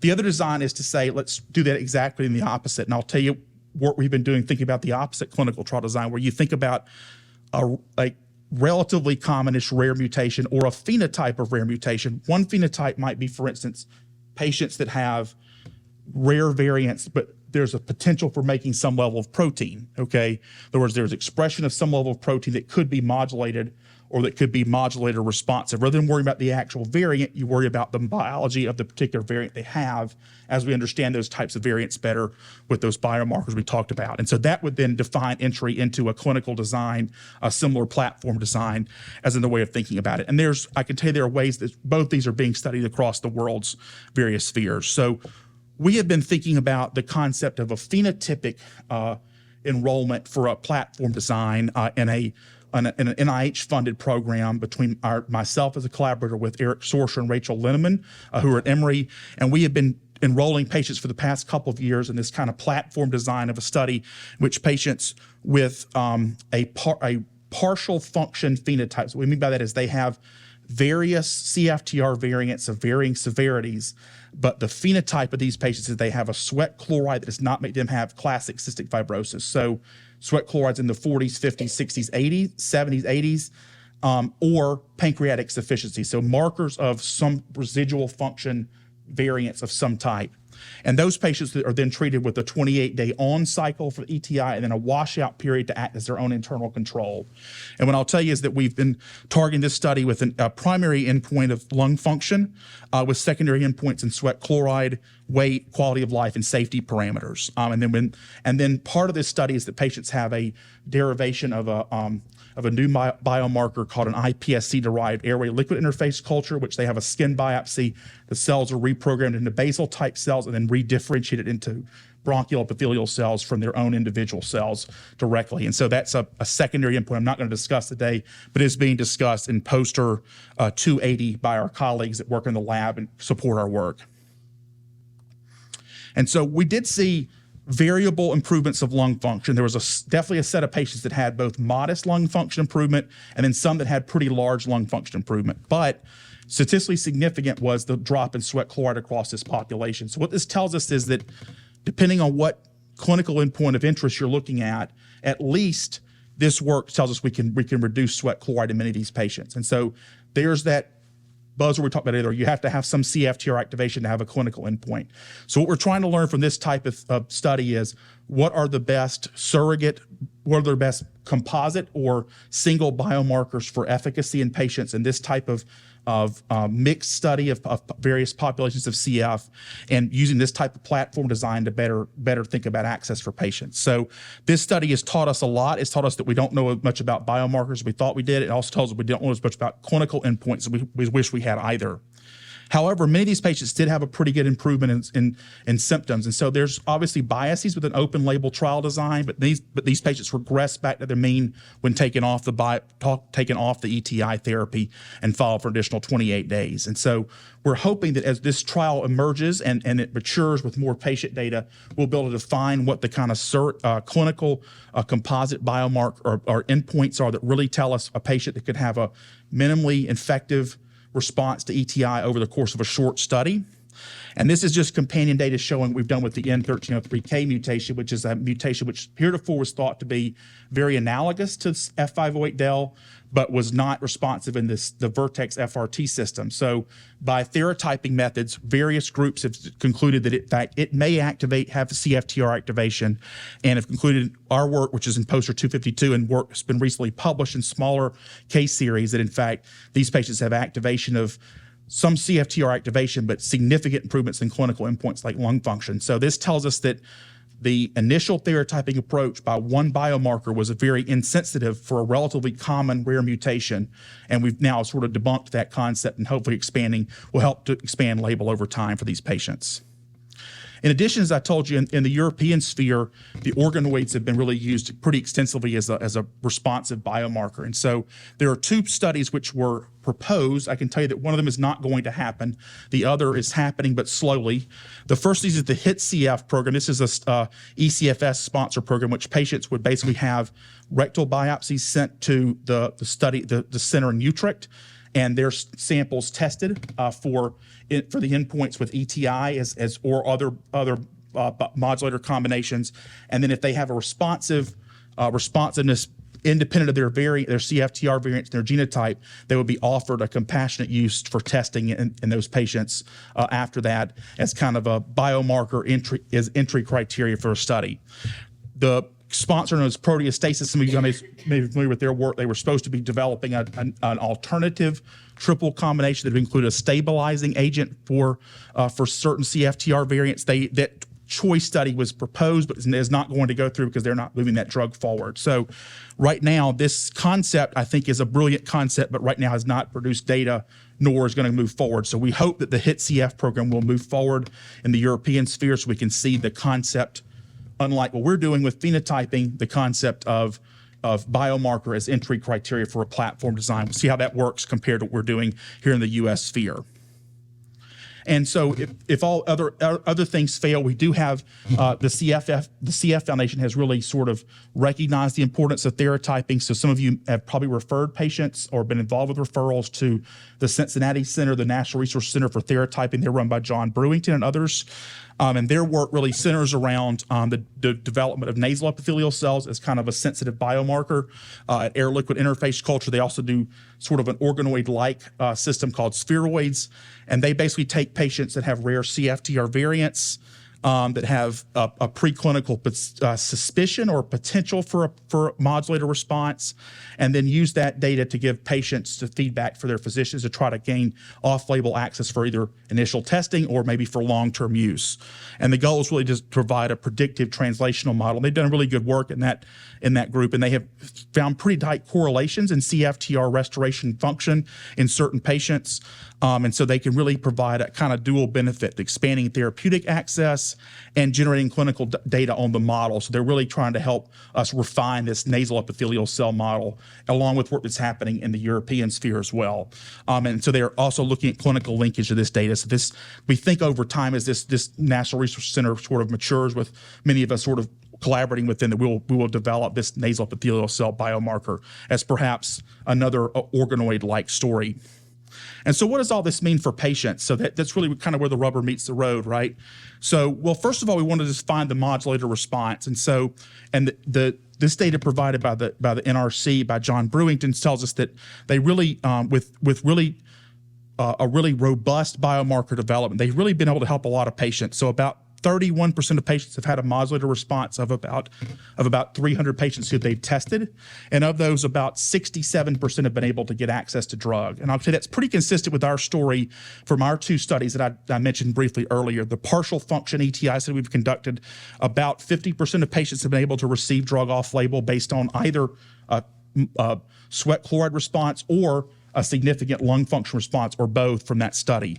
And our M1303 case study, as it was a bit more positive from the lung function side, about 80% of those patients have received this in these two therapy studies. So in blended average, you can see that using either biomarker or platform clinical trial design with short responsiveness to ETI, you can see that anywhere from 50 to 80% of patients may be able to receive if they really have a defined endpoint that's significant for those patients.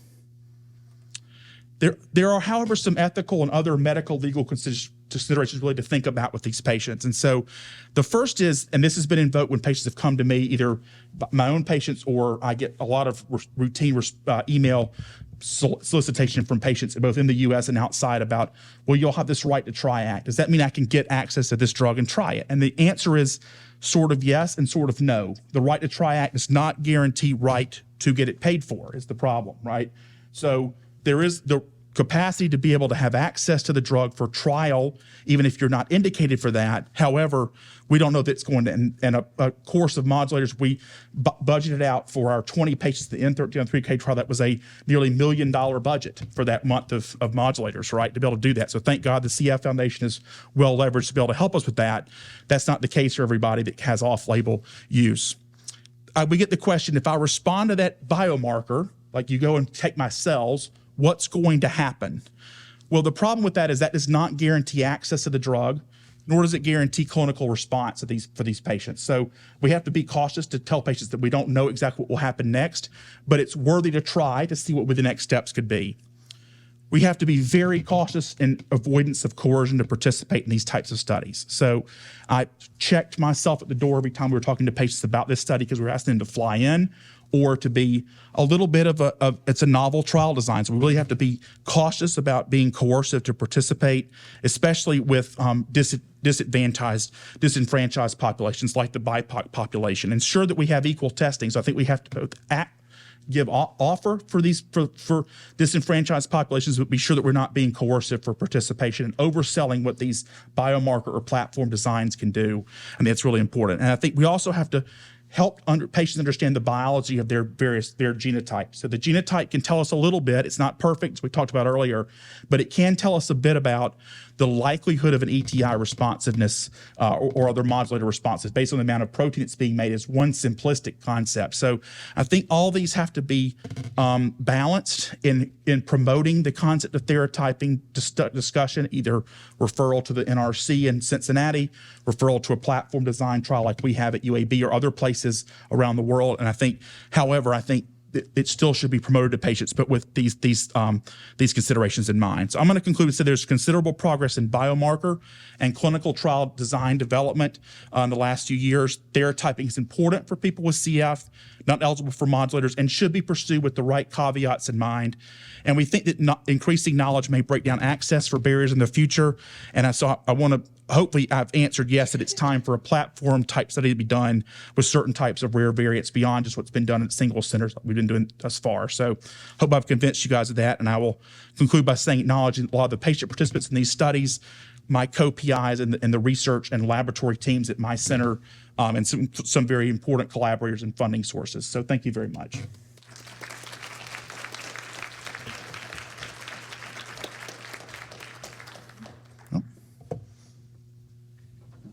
Next. All right, so our final presenter is Christina Luke, who is here to share her experience with theratyping, bringing a unique perspective to our discussion as a person with CF. Christina's professional involvement over the past 20 years has included work across the medical device and blood and tissue industries. She works as a regulatory affairs manager and has extensive background in navigating, mitigating, and resolving compliance and regulatory risk to help industries meet regulatory requirements. She believes life is too short for bad fruit. She is energized by engaging discussions and providing education and mentorship. On the personal side, she must be given ample time outdoors and time to enjoy life while she embraces her midlife journey. But I will leave it to Christina to share more of the personal side with you, and her stories and insights are far more valuable and informational than my words. Please join me in welcoming Christina Lueck, our expert in patient experience within the realm of phenotyping. Hey, everybody. Thank you very much. I'd like to start off first by thanking Megan and Claire for asking me to come to speak. I'm a talker, so I immediately was like, yeah, I'll totally do this. And then about 3 weeks later, I was like, what was I thinking? I don't really want to do this. I have a whole bunch of things going on. But with that being said, I don't have any disclosures. And I also just want to mention that this is my first time coming to a CF conference like this. I arrived last night, so this morning was my first kind of taste of this. And I just really want to say thank you. Whether you're a pharmacist here or a researcher, I spent about an hour and a half in the poster abstract area, and it is humbling as a patient to see how much time and care all of you put in because I have a disease, right? Like, you may have some personal reasons, I don't know. Obviously I do, and it's just, it's really a moving thing just to see that. So I want to say thank you to all of you as well. And then just a note to Megan and Claire, like, this has been kind of organized pretty smartly. I don't know if you guys meant to have it go this well, but like speaking and listening to Nicole and Emily and Dr. Solomon, it's just been really exciting. Like, you'll see my info, but man, like, dropping back care would be incredible to think about. And I'll do anything, even a rectal swab, to move forward. Not everybody would say that. I know. CF patients are a weird group of people, though, I would say. So, case study. We have a 42-year-old female who's presented with mild to moderate cystic fibrosis. This is in data. I'm going to walk a little bit, too. Data from August 2020 through here.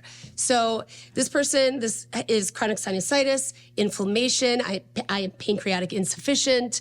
I have 2 lower frequency mutations. They're both considered class 1, class 2. This is the old school world of defining the mutations. As you guys will get to know a lot about my personal information. So my normal routine culturing, I have mucoid and non-mucoid pseudo, I have MRSA. I occasionally will have aspergillus on occasion, not routinely, always mixed flora. In 2016, I had non-mycobacterium infection. I did an 18-month series of the 3 more common antibiotics. And in my lifetime at this point, I've had 2 instances of IV antibiotic treatments that I've done at home, not at part of a hospital stay. Medications, your pharmacists, you will probably love this. Probably very common to any CF patient.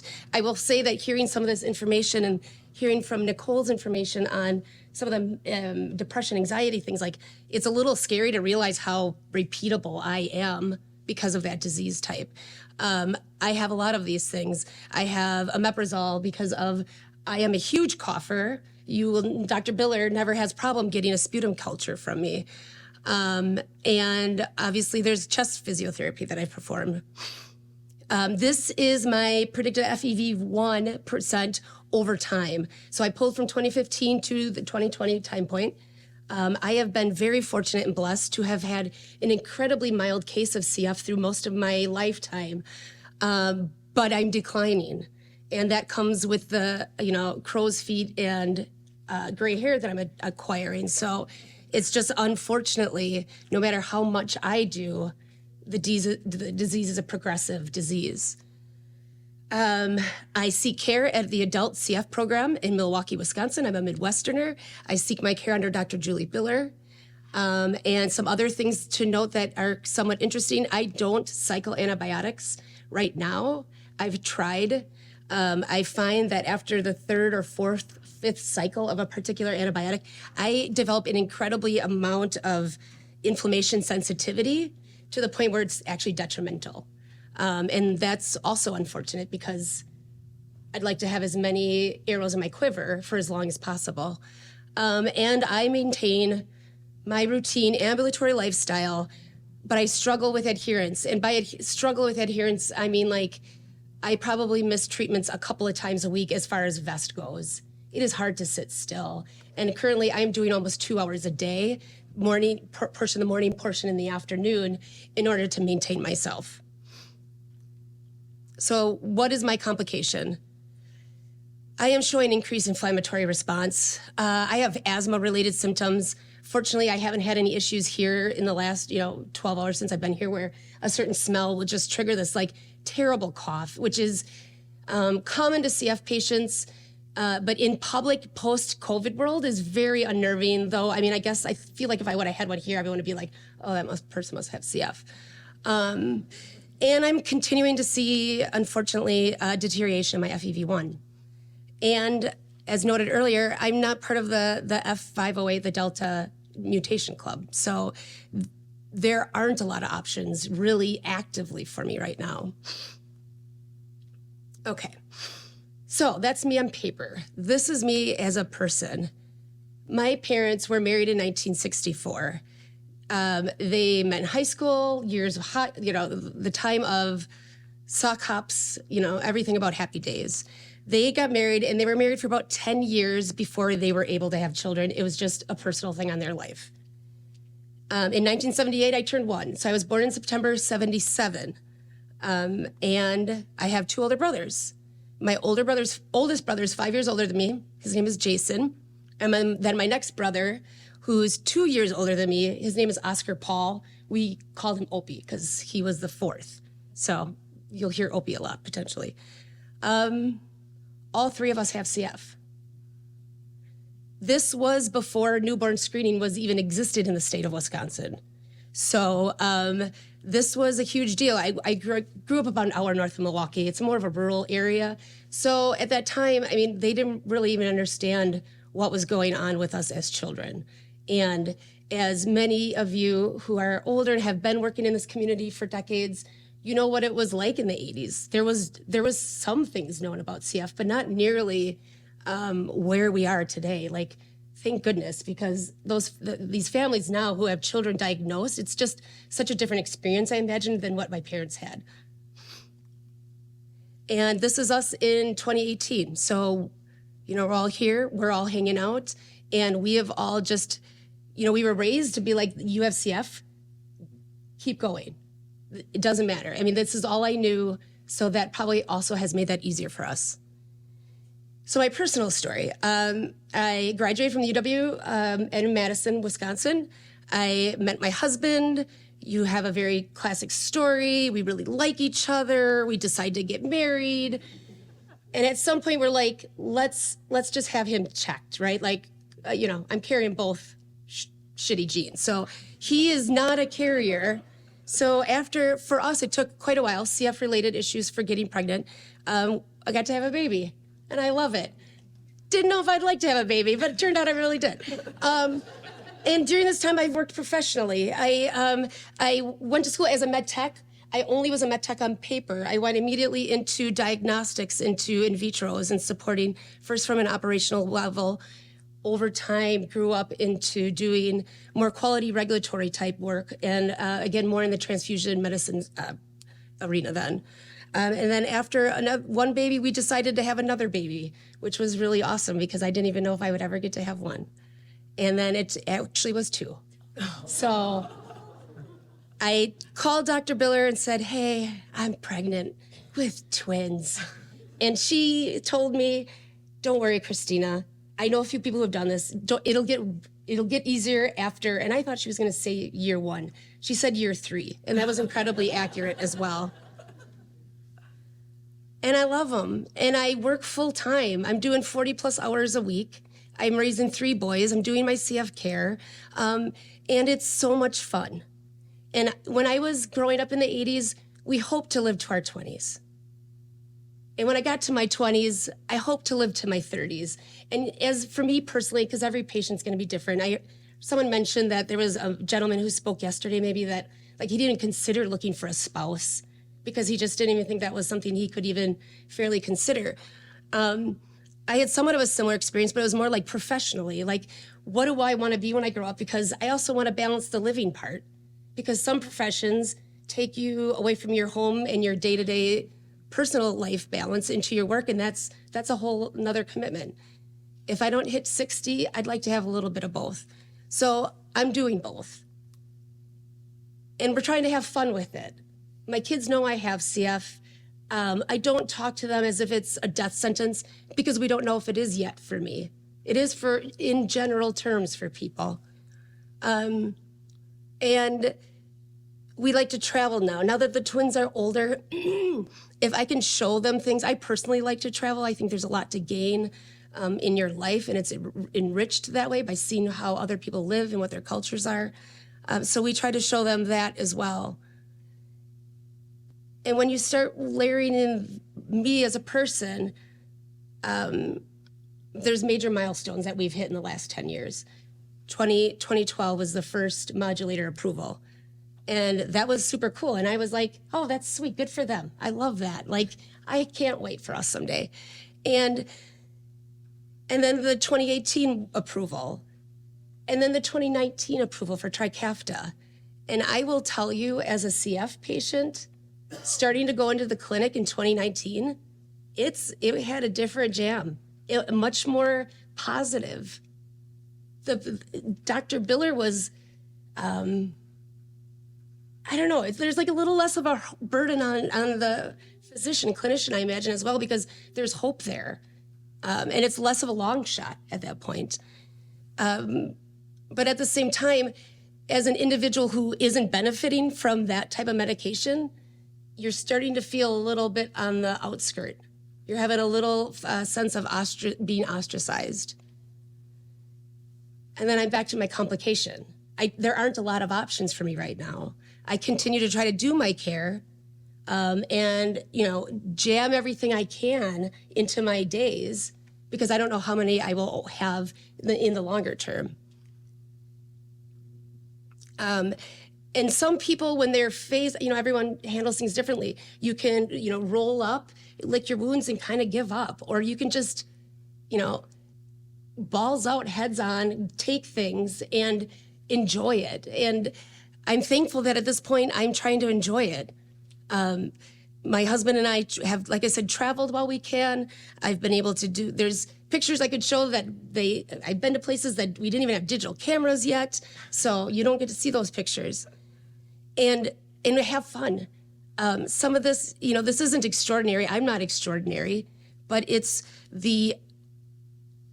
having the line of sight to be like, this isn't easy. This isn't going to be just handed. And if it's an opportunity and I want to take it, I should take it because there is no guarantee for tomorrow. And I'm sorry to repeat myself, but it's been fun. And in between there's moments. This was the first time I had to do IV antibiotics. The twins were, I think, 2. And my older brother, Jason, also for the first time had to do IV antibiotics. So, in a weird CF family, that's kind of an interesting picture, I guess.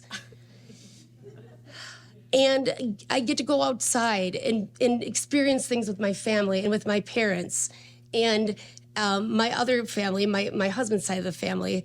And at the same time, I'm trying to do all this, but remain balanced. For a period of time, I did my treatments and my vest while driving to my job. I had an hour commute, and I found a way to rig it so that I could do my full-on smart vest and my nebs, and sometimes breast pumping while getting to work.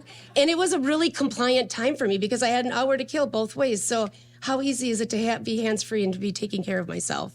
And then we participate in the CF walks, the Great Strides, which has always been, when I grew up, we had bike-a-thons, at least in the Midwest. And the theme for this foundation was give a child some breathing room. And, that's not even a consideration that it's a child, it's a full adult population. And again, my 3 boys they go visit their Uncle Opie when he was in the hospital because we want to normalize it for them. I've had a lot of chances to do some things I never thought I would. When my friend said, do you want to try to hike Mount Kilimanjaro? I said, yes, but let me double check with Paul first. So I did it, and it was really fun. And I've been able to go to France with my sisters-in-law. And there's just too many beautiful things in this world to not try that. And in a similar way, as a CF patient, I will do the rectal swab. Like, there is so many things that I think a lot of CF patients, especially those of us in that, whatever this percentage actually looks like now, 10 to 15, that like, I'm okay if I still have my stomach issues. I just don't want to have to worry, like, am I gonna like top out at 60? That's kind of like my biggest thing right now.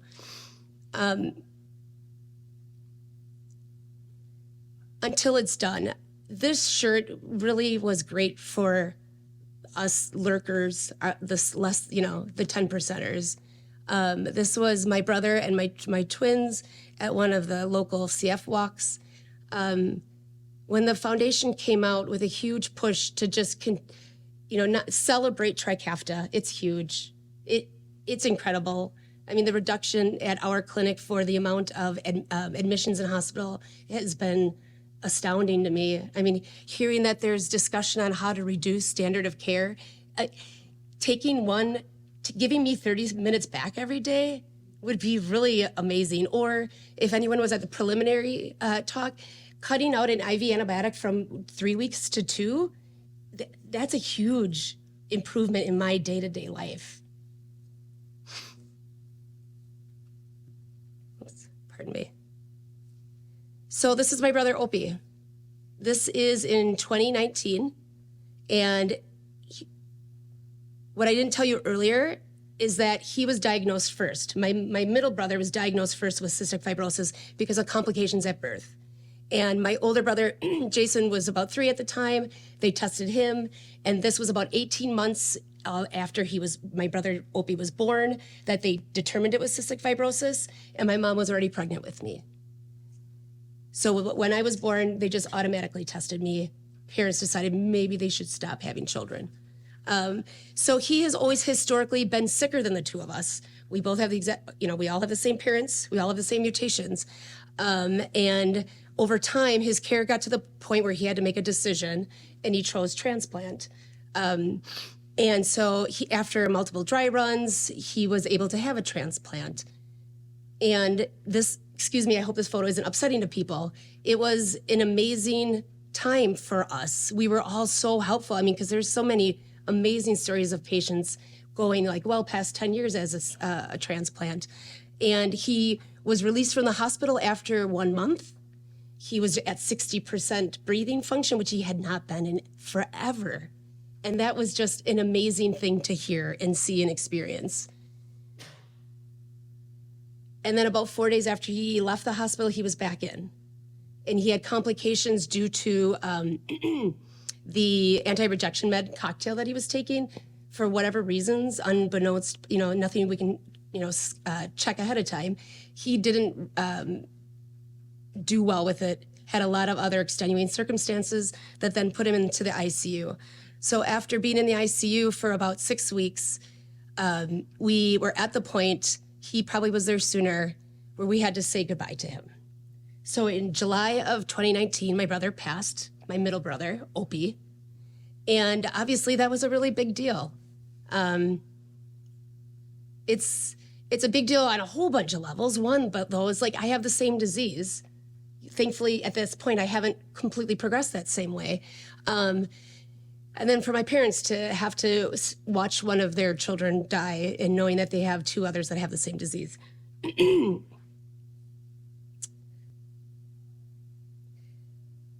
But we take a breath and we hope and we wait. And God, I'm so glad you said rectal swabs earlier. I'm like killing this joke now. Because we will try. And so the next portion of my information is really, I tried. So unleashing. I participated at Cincinnati under Dr. Brewington for the serotyping trial. Opie passed in July of 2019. I was like, sign me up, Dr. Biller. And we did the consent did the nasal swabs, the other preliminaries, and then in the beginning of 2020, we had my results, which were mixed. So at that time, they screened for all the available. I was really hoping Trikafta. Didn't work out that way. Ivacaftor showed some mixed results, not where it was super clearly clinically significant that there would be definite improvements, but enough for us to try. And that's awesome, because I will try. So we moved forward, starting in first, second quarter, to try to get insurance coverage. And we assumed rightly that they were going to deny us, which happened. And then they submitted again, and they denied us again, which we accepted and expected. And then they tried again, and Megan wrote a note, and it was more of like a blind assessment at that point. You don't have this mutation, you don't have these mutations, you don't get the drug. They didn't even really contemplate or evaluate the data that was available. So our next approach was then to try to request from the insurance company a third-party medical evaluation, independent. And unfortunately, even getting that took quite a bit of effort. We had a lot of runarounds like, oh, your doctor didn't fax us this, but they had faxed them this. And all these other things. And thank goodness I'm tenacious. Thank goodness the CF clinic at Frederick is tenacious. I had a really bizarre call at the company I worked with, an HR person trying to explain all of this, which that was my mistake. I gave her too much information. So, and it was like very like groveling to try to like, please, I'm just asking for a name. We just want to try to submit this.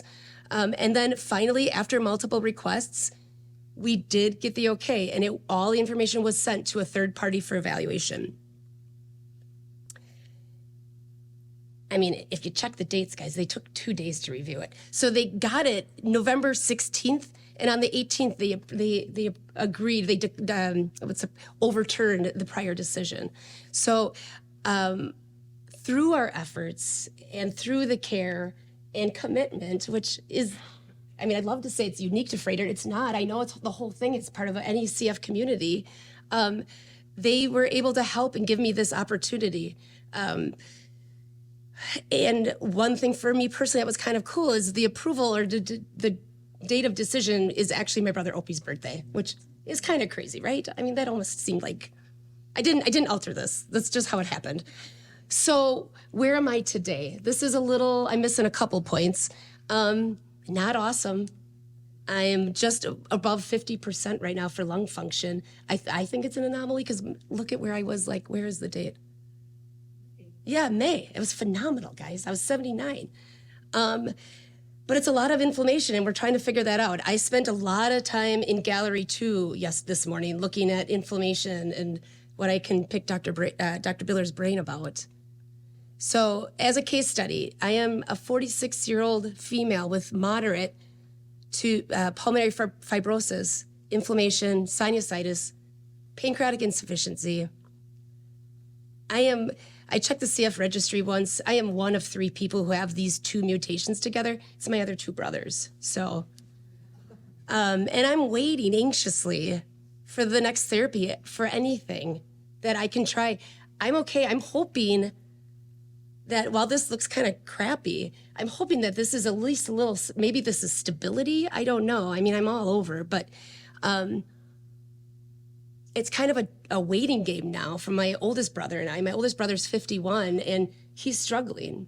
I'm more concerned for him in the next 5 years than I am for myself personally. We just want to be able to have something to share and to try. So I want to take this moment right now to say thank you to all of you for listening. I think the theratyping was a great experience to go through, even if I don't have these marvelous results that you do get to see sometimes with some patients, but it's not a sure thing. But at least I know, and I got to try. Thank you very much.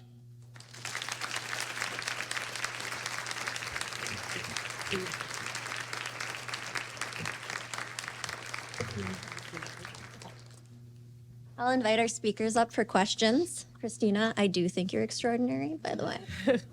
Probably not alone in this room.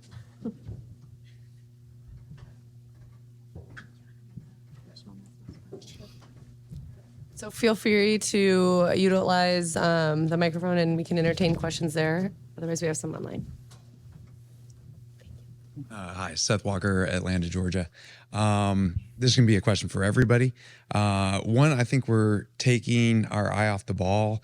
And so we know that ETI will have a significant improvement in FEV1, but none of the other chronic therapies have ever really been shown to have a clinically significant improvement in FEV1. So if we're trying to take those medicines off, shouldn't we look at exacerbations, which they've all been shown to markedly decrease, rather than FEV1?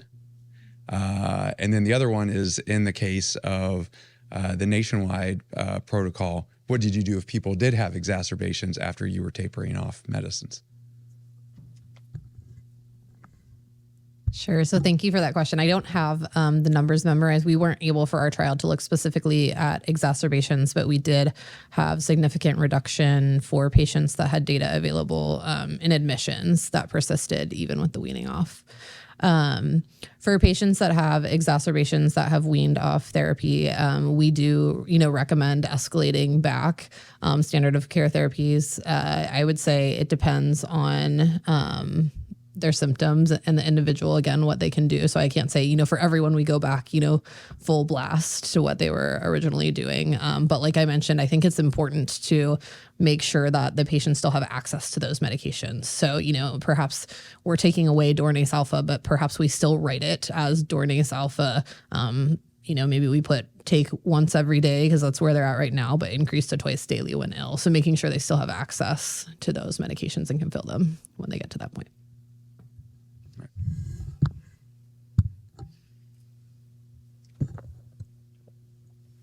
I'm going to entertain a question from the chat, but I think this is directed towards Nicole's presentation. But in terms of, I think, a big question with dose reduction is monitoring for efficacy. So there was a question related to in clinical practice, does your center have a protocol or recommendation? How do you monitor efficacy of dose reductions? Clinical symptoms, checking levels, serial sweat chloride. I know you mentioned the minimal data out there, but what have you seen or what have you done in your practice? We do not check sweat chlorides. We really just monitor clinical symptoms and resolution of adverse effects and whatnot. I think with the sweat chloride, I still don't know that we have, and I think Dr. Solomon talked a little bit about the sweat chloride lowering doesn't necessarily have the correlation with clinical symptoms all the time. And so we don't routinely do that. We thought about it for one patient. We had a patient that was very complicated with ABPA and they were on voriconazole. And I was actually concerned that the dose reduction, which was per the package insert, was actually really limiting their exposure just because we were having such a difficult time with them. And so we considered it, but we ended up not doing it in the end. So it's just not something we do routinely at our center. Yeah, sure. Of course. So we actually do routinely check sweat chlorides at our center. We typically get sweat chlorides on all patients on highly effective modulators 1 month after they start therapy. And so if we do a dose reduction, once the patient is stabilized on a dose, in regards to whatever their side effect was, we will repeat that sweat chloride again if they had a significant reduction with the repetition on full dose and compare those results. I agree, certainly, that it doesn't always correlate to lung function. And we've even seen that in our N1303K patients as well. But definitely it is a useful tool. And while it's just a marker, it does make us feel more confident when we make those dose adjustments. A pretty popular question is for the de-escalation algorithm, did patients need to be on a stable dose of ETI during the process? So this is kind of related to Nicole's as well. But for example, if you were doing a dose modification for either a DDI or an adverse effect, how would that change your algorithm? Or did it not weigh in? So I don't think that we have like a specific guidance on that. I think it's a really good question. But again, I think that goes back to making sure before you're weaning off any therapies that the medication is working as a highly effective modulator for your patient. So again, maybe not everybody has a significant reduction in their sweat chloride, but is their lung function stable and reflecting a clear benefit from that therapy? This is a question for Emily. So is your de-escalation protocol for pediatrics, adult, or all comers? And do you differentiate between the degree of what their lung function is?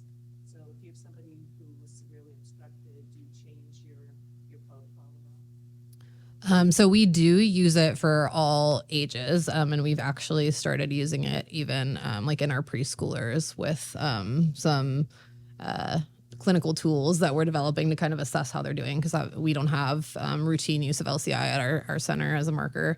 But I would say it's very individualized. We really, we did suggest to providers to consider, waiting the 3 months for patients with % predicted FEV1 above 60 and, trying to see if they had a lung function improvement of 10%. But at the end of the day, we really want it to be a joint discussion between the providers and the families or the patients to figure out what they're comfortable with. I do feel like in the younger patients especially, that families, are aware of the limitations that we don't have really good measurements to see if it's a highly effective modulator for their child. And so I think understandably those families have been a little bit more reluctant sometimes to wean therapies, which I think makes sense, right? It's, if you have your 2-year-old and you keep them doing airway clearance, till they're 20, they're going to be a lot more willing to do it than if you have to reintroduce it when they're 13. So yeah, I think that'll be a challenge for sure. And then one last follow-up, not that adult pulmonologists are a nihilistic group who don't trust anybody and have trust relationship issues, but verify that they're actually doing what they're saying they're telling you in terms of taking their medications. I had a pastor lie to me. That was So for this study, we did not assess adherence or look at refill histories.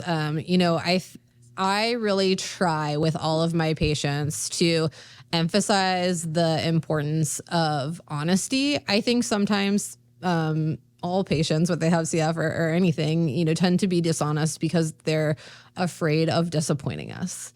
And I tell them, at the end of the day, if we don't know what you're doing, the only person it's really hurting is you. Like, yeah, it really frustrates me when I present refill data that you haven't filled this in 4 months, and you don't have any explanation for that. And it seems like, at least to me, that there's no explanation. But at the end of the day, like, it's their choice and it's to their detriment if they're not being honest about something.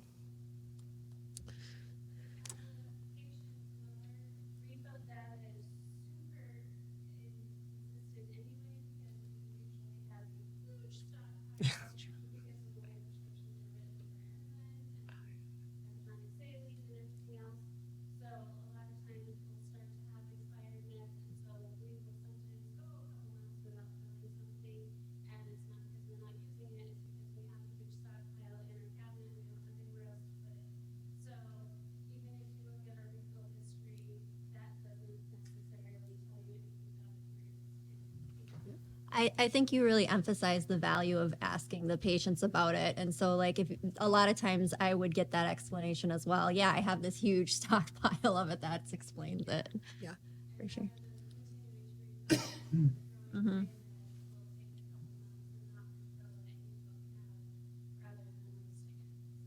Yes, I agree 100%. And I always go in with families and patients and like expect that I don't have all of the information.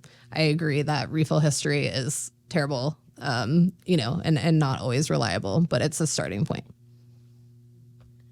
All right, this next question is for Dr. Solomon. Do you think mimicking inflammatory states with therapeutic models will now become standard, giving more recent data showing the inflammation impacts modulator response, especially with N130 or 1303K? Well, this is a person's asking a smart question and something we're actually working on right now in our follow-up data to that study. So yeah, and I think one factor that we've observed, this was talked about pretty extensively in one of the symposia yesterday about kind of post-ETI, especially with the inflammatory effects, is that there seems to be CFTR activation and independent effect on inflammation, especially serine proteases like neutrophil elastase, which is a very important inflammatory mediator, even more so important than kind of your standard cytokines, which may float around, cause fevers, that kind of thing. This is a next tier type of inflammatory mediator, and it's very important for airway remodeling and modulation of mucus production and its response to infection, that kind of thing. And so something that actually there was a little bit of debate in that session about whether or not we should be looking at that.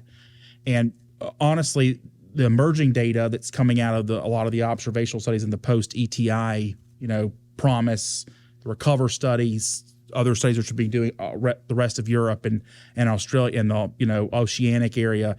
I think that we may end up finding that the reduction of key inflammatory mediators like elastase may be as important for predicting some of these longer term outcomes. It's something we have to understand, but I think the conclusion that that's important is one that will lead us to think about that as an additional biomarker and maybe modeling as well. So certainly that's why, it'd be really great to have an animal model for each rare variant, because they end up making elastase in their airways if you have the right animal model, and then they modify what's happening in the lungs a little bit better than tissue, because the cells they're not making that much elastase. It comes from other cell types. So definitely a thing not being done yet, but definitely has been brought up and thought in our thought process for this conference. So great question. Yeah, great question. And Christina, will throw one at you. Do you believe that you've been better on ivacaftor or have had less complications, but after being started on it, if you were not on ivacaftor, do you feel like you've had less complications, or is it kind of just hard to tell? I think it's hard to tell. I will say, while my PFTs currently are not as great as I would prefer to see them, I haven't been doing any antibiotics for over a year now, aside from an occasional oral for sinus infections. So, and that's entirely related just to my sensitivities that I've developed. My clinic and I worked as best we could to try to find alternatives, going as far as I reconstitute or dissolve tobramycin directly to try to, that was preservative free. I would say, and maybe Dr. Biller should answer this, but I haven't had a lot of infections. I have a lot of inflammation, and that really impacts my ability to clear mucus. But as far as of active infections, I have children. Yeah, the kids are now the petri dish of the household. Yeah, so I think Your exposure is high. Yeah, I have a lot of exposure with the 3 boys. So I don't know. I mean, I'm still taking it, even though I haven't bottomed out, or I haven't stabilized in my 70s, which is really what my dream would be right now. I'm not sure. Well, I think that's great perspective. I will. Can you? I gotta get your number. I think you have his email actually. So Okay. all right. I do have business cards if anyone wants to contact me outside of this. So We all really greatly appreciate the active discussion. I appreciate people yelling things out from the audience. That's awesome. This has been a great session. I want to say thank you to all of you for showing up. Thank you to our presenters. It is time for our session to end, even though I'm sure we could have a lot more questions answered. Feel free to continue the discussion through networking opportunities, join the listservs. We heard of some presentations that are going on tomorrow and abstracts to look at, so check that out. I was thinking about ending this session with a chemistry joke, but I was a little nervous I wouldn't have much of a reaction. Enjoy the rest of the conference. Friday at 5:30, chemistry.